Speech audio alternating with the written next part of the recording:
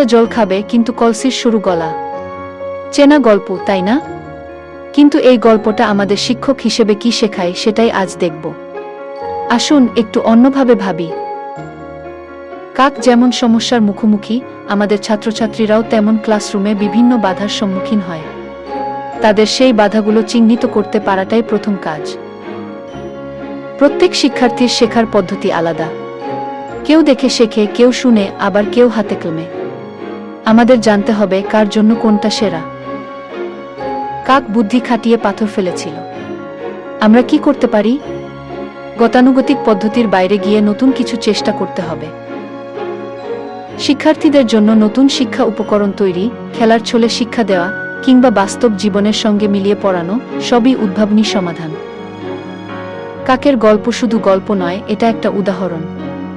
আমাদের শিক্ষার্থীদেরও নিজেদের সমস্যা সমাধানের জন্য উৎসাহিত করতে হবে। তাদের ভেতরের উদ্ভাবনী শক্তিকে জাগিয়ে তুলতে হবে। তাহলেই তারা জীবনে সফল হবে।